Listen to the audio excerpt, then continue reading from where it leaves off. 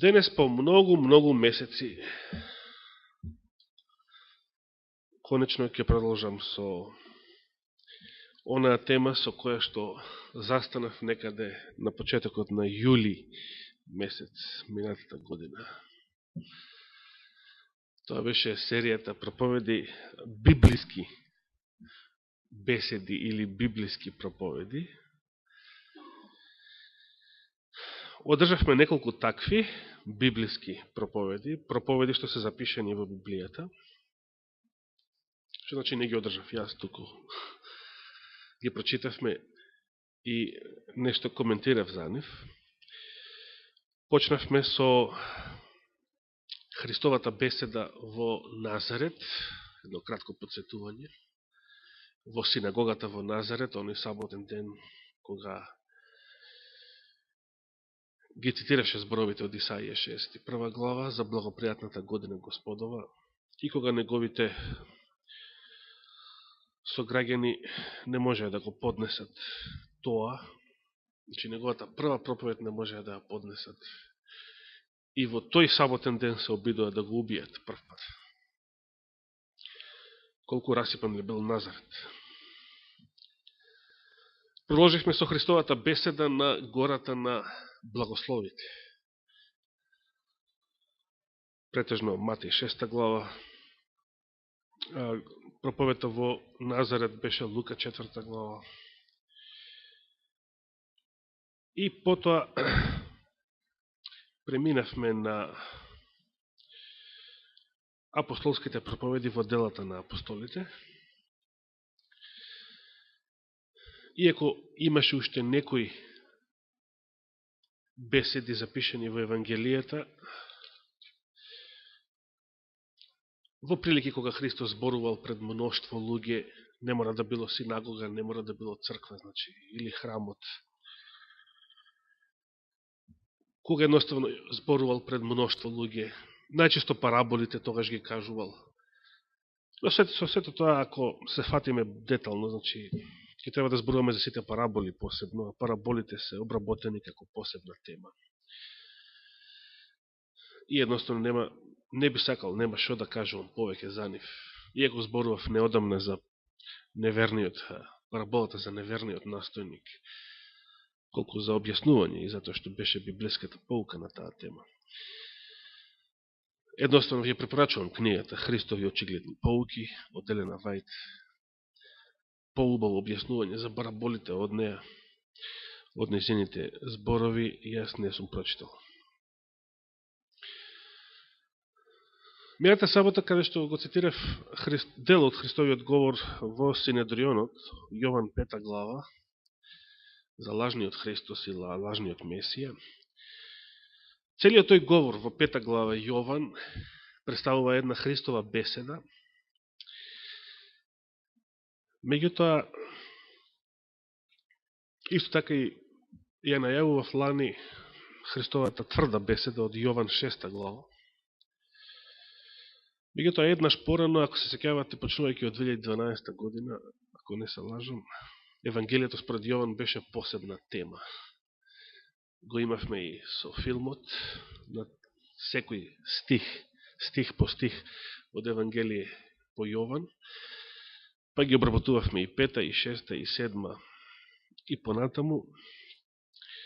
Ако даде Господ живот и здравие, 5, 6 и 7 глава од Јован можеме да ги, односно и 8, тоа е иста тема, 7 и 8 глава, на празникот, Христовата проповед во храмот на празникот Сеници, последните сеници од неговиот земски живот, ќе може како посебна тема да ги обработиме некогаш во иднина, ако даде Господ живот и здравие. Кога преминавме во делата на апостолите, како што реков, ги споменавме, ги проучивме првите Петрови проповеди на Педесетница и подоцна, значи во дела 2 и 3 глава, и исто така Јовановото и Петровото сведоштво пред Синедрионот, како последица на она чудо што го направија со хромиот кај красната врата во 3 глава, целата 4 глава од Дела на апостолите и таму застанавме. Потоа решив да зборувам за галатјаните и за римјаните, затоа што сакав да се посветам посебно на тие теми, уште еднаш, штом библиската поука зборуваше за нив. Значи, застанавме кај Дела 4 глава, ја завршивме 4 глава, и сега е наред 5 глава. Во Дела 5 глава постои една кратка беседа, значи библиска проповед, кажана во Синедрионот. Било кој говор запишан во Библијата, ако бил говор одржан и во Синедрионот, значи не мора во црква, не мора за богослужение, и во Синедрионот, значи во парламентот, влегува во библиски проповеди. Се важи за библиска проповед. Впрочем, американскиот претседател во денешниот израелски парламент одржа проповед. И тоа беше најавено како и сватено како еден нов вид политички говор. Месијански дискурс, како што беше карактеризиран. Но многу проповеди беа одржани во еврејскиот Синедрион или во тогашниот еврејски парламент, уште во првиот век. Христос одржал говори во Синедрионот, Јован 5 глава е првиот таков говор, и апостолите држале говори во Синедрионот. Но овде во 5 глава Дела не станува збор ниту за Христова беседа, одржана во Синедрионот,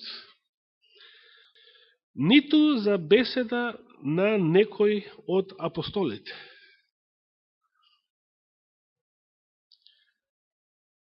Туку за чија беседа?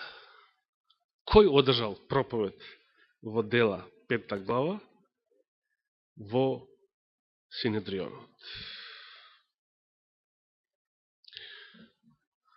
Кажи погласно, Даниел. Гамалиел, точно. Еврејскиот рабин и учител на многу генерации рабини, меѓу нив учител на апостол Павле, како млад еврејски рабин, значи професор на теолошкиот факултет во тоа време, кажано со денешен јазик. Еврејскиот рабин Гамалиел.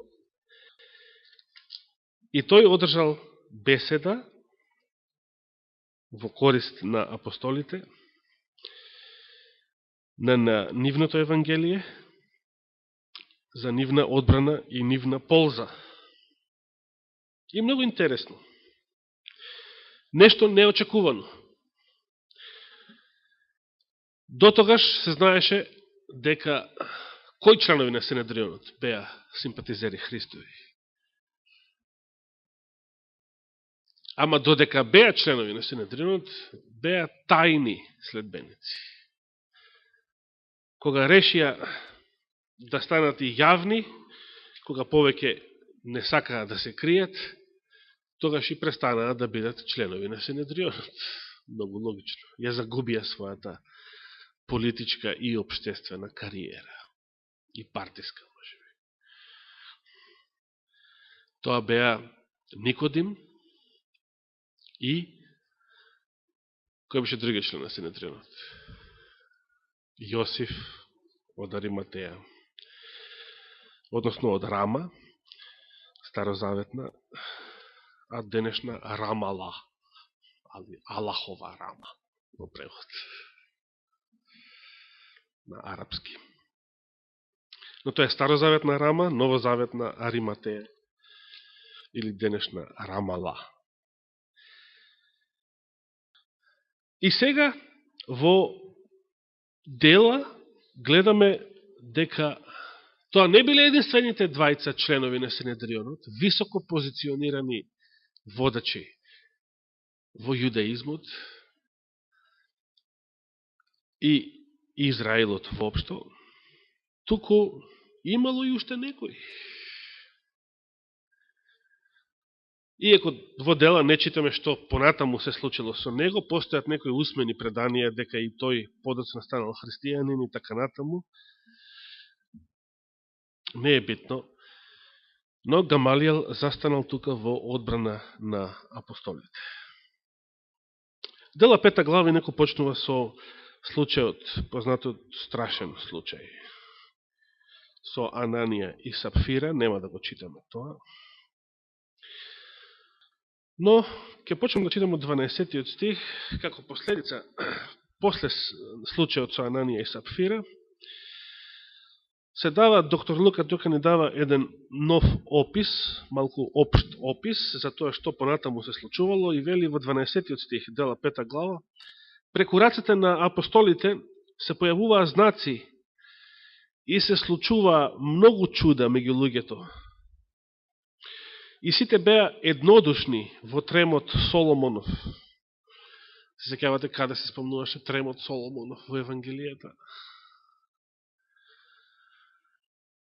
Тремот Соломонов се спомнуваше во Јован 5 глава, каде што во близината на тој трем, наречен Соломонов, се наоѓаше која бања? Бањата Витезда, каде што Христос го направи на саботно чудо, што предизвика негово апсење и ја предизвика неговата прва проповед во Синедрионот. Сега гледаме дека апостолите правеле многу чуда и проповедаа. И сите беа еднодушни во тремот Соломонов. Видите колку и после Христовата смрт, и после неговото воскресение и вознесение, храмот се уште бил привлечно место за првите христијани.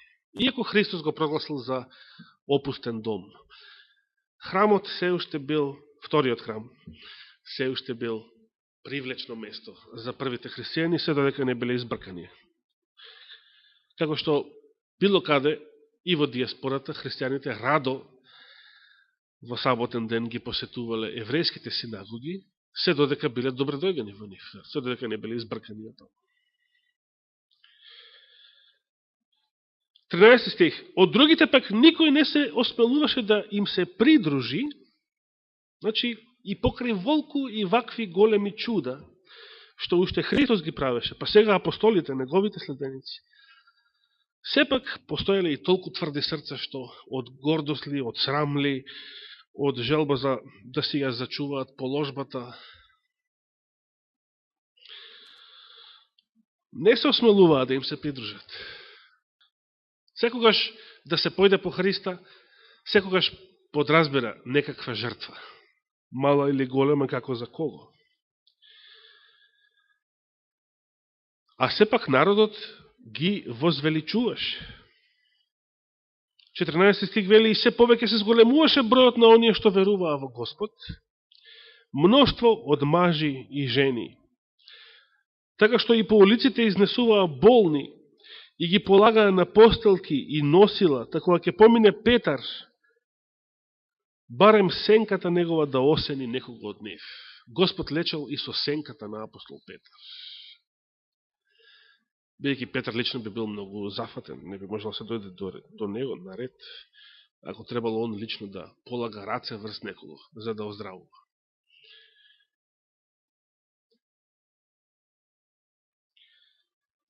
Шестнаесетиот стих вели, ја доаѓаа во Ерусалим и многумина од околните градови, донесувајќи болни, мачени од нечисти духови, и сите се исцелуваа.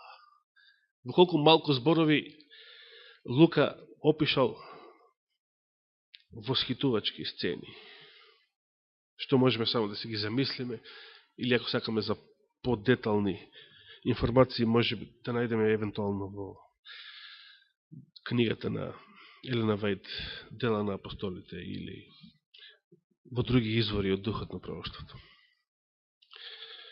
И сето ова се разбира не можело да остане без реакција. 17 стих вели, тогаш првосвещеникот, повторно првосвещеникот, и сите што беа со него, приврзаници на садукеите, стана и се исполнија со завист.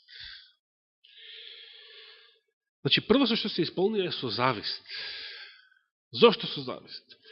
Зошто овие селјаци да бидат вака прославени, а не ние, докторите на науки, и професорите по теологија во јудеизмот. Се исполнија со завис и ги крена рацете своји на апостолите и ги ставија во јавниот затвор. Повторно затвор, па и во 4 глава беа во затвор. И сега во затвор. Но преку ноќта ангел Господов ја отвори вратата од затворот. И откако ги изнесе им рече: одете, застанете во храмот и кажувајте му ги на народот сите зборови за овој живот. Штом го слушнаа тоа, апостолите влегоа утрината во храмот и почнаа да поучуваат. Повторно во храмот. А првосвещеникот и неговите преврзаници, кога дојдоа, го свикаа Синедрионот и сите старешини меѓу Израеловите синови и пратија во затворот луѓе да ги доведат апостолите. Но кога слугите отидоа, не ги најдоа, па штом се вратија изјавија велејки: затворот го најдовме заклучен, како што треба. И стражата стоеше надвор пред портата, сесија на место. Само што фали. Видите, Господ има смисол за хумор на многу места во Библијата, читаме. На ваков начин Господ им се исмева на земските власти, кога овие стануваат против неговото дело. Затворот си постои понатаму, келијата е заклучена, стражарите се пред портите, ама апостолите, затворениците ги нема внатре. Нив ангел Господов ги ослободил, прочитавме. Како ги ослободил, не знаеме. Ама никакви брави не отклучувал. Никакви решетки не свиткувал.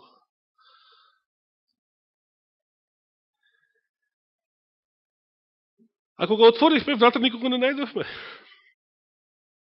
Штом ги слушна овие зборови, храмскиот заповедник и првосвещениците збунети размислуваа што би требало да значи тоа.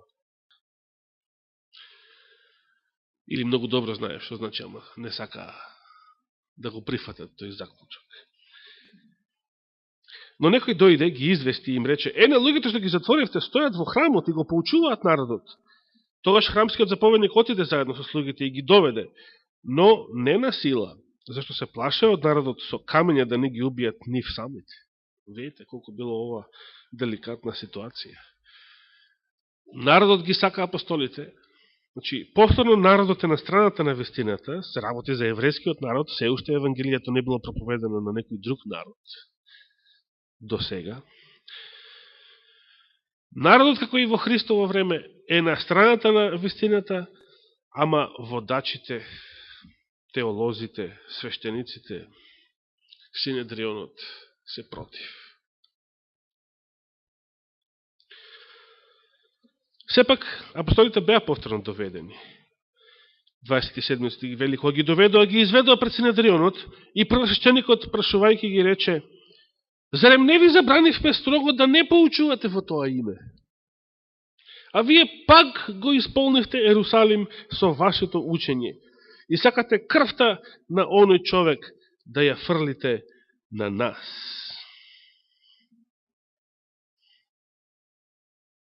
Веќе ги јадала совест. Ама не сакале да признаат дека они се виновни. Не сакале да го исповедаат својот греф. А Петар и апостолите одговорија и рекоа: повеќе треба да му се покоруваме на Бога, отколку на луѓето. Ево тоа правило што важи до ден денес. Да, на повеќе места Библијата вели дека треба да се покоруваме на земските власти. Ама не кога таа покорност значи неверство кон Божиот закон, кон Господовата волја. Тогаш треба повеќе да му се покоруваме на Бога, отколку на луѓето. Понатаму Петар вели: Бог на татковците наши го воскресна Исус, кого вие го погубивте, приковувајќи го на крст. Повторно, истите збори како и претходните проповеди, затоа многу не се задржуваме на нив. Бог со десницата своја го возвиси него, зачетникот и спасителот, за да му даде покаяние и простување на гревовите на Израел. За тие зборови сведоци негови сме и ние и Светиот Дух, кого Бог им го даде на оние што му се покоруваат. Кои све го примаат Светиот Дух според овие Петрови зборови? Оние кои што му се покоруваат. Значи, еден од условите да го примиме Светиот Дух е да му се покориме. Затоа вели апостол Јаков, покорете му се на Бога. И дури потоа вели, спротивставете му се на ѓаволот и тој ќе побегне од вас. Ама прво велеше, покорете му се на. Ако не се покориме на Бога, не можеме успешно да се спротивставиме на било кое искушение. 33 стих, кога го слушнаа тоа, тие се разлутија и мислеа да ги убијат. Но сега немаше потреба да интервенира Божи ангел. Сега Господ се послужи со едно природно средство, за да ги одбрани апостолите, односно нивниот живот. Но во Синедрионот стана тогаш еден фарисеј, по име Гамалиел, учител на законот. Беше и Павлов учител, нели? Учител, почитуван од целиот народ. И заповеда за кратко време да ги изведат апостолите надвор, значи да ја напуштат седниците на парламентот, а ним, на членовите на Синедрионот, им рече, и тука почнува Гамалиеловата беседа. Луѓе израелци, размислете добро што ќе правите со овие луѓе. Зашто пред известно време се крена Тевда, тоа беше некој познат револуционер од тоа време, само не беше шарен, и не беше со пари од Сорос, но се крена како еден лажен пророк, кој зборуваше за себе си дека е тој голем човек, вели овде 36 стих. И му се придружија 400 мажи. Значи, многу евреи се заведоа, се поведоа по овој лажен пророк. Или може би се представили како лажен месија. Тој беше убиен и сите што му поверуваа се разотидоа и исчезна. Пропадна неговото движење. Пропадна неговата кауза. Пропадна неговото дело. Втора пример споменува Гамалиел. 37 стих. По него, во време на пописот, се крена Јуда Галилеецот, ова е едно попознато востание, против римската власт, и повлече по себе доста народ.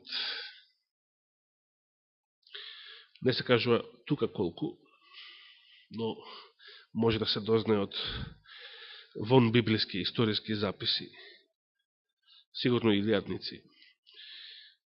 Бидејќи востанието на Јуда Галилеецот беше попознато во историјата на Стариот Израел. Но и тој загина, и сите што го следеа се расторија.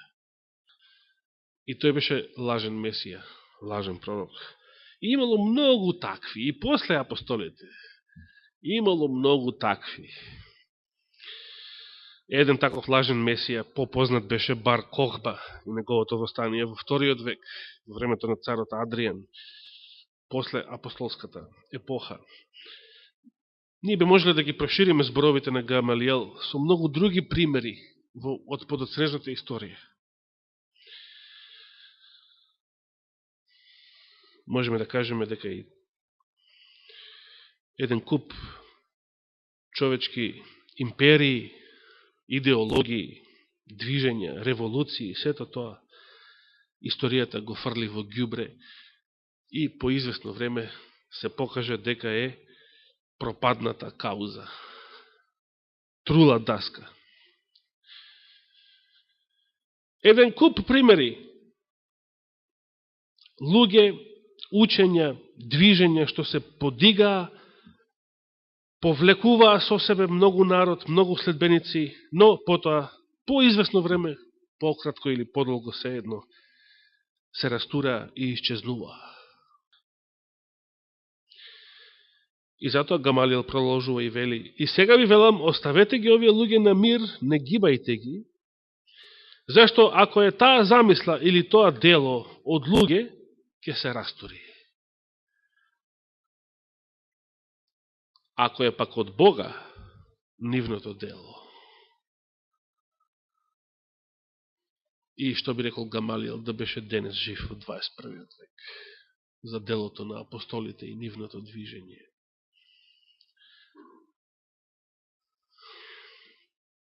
Помина комунизми, нацизми, фашизми, еден куп изми до ден денес и овие денешни ќе поминат. Издувани од виорот. Но Господ рече дека на таа карпа на која што ја изградил својата црква, тоа не е Петар. И вратите на адот да се кренат, нема да можат да ја растурат. Тоа дело нема да помине. Ако е пак од Бога, вие не можете да го разрушите. Внимавајте да не станете борци против Бога. И Гамалиел беше човек од авторитет. Тие го послуша, вели 39 стих. Пред тоа што? Помисле да ги убиете апостолите. Но Гамалиел, кога го одржа оваа кратка беседа, со толку убедувачка моќ, тие го послуша. И откако ги повикаа апостолите, ги натепаа, значи сепак бесот мора да се испразни, и повторно заради гордоста нивна, им заповедоа да не зборуваат во името на Исус, па ги пуштија. Се разбира, нивната заповед вреди колку ланскиот снег, а тие излегоа од Синедрионот, радосни, зашто беа удостоени да поднесат измачување за името на Господ Исус.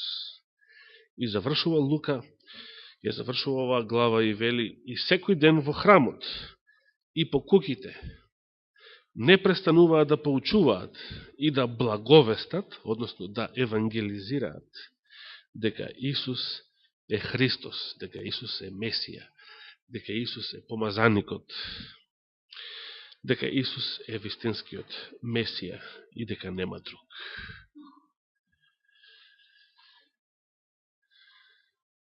И тоа дело трае и ден денес. Денес е уште поактуелно. Времето не може да го направи ова дело застарено. Денес на мене југословенскиот комунизам, например, ми изгледа смешен и застарен. Може би и корејскиот комунизам, може би и кубанскиот.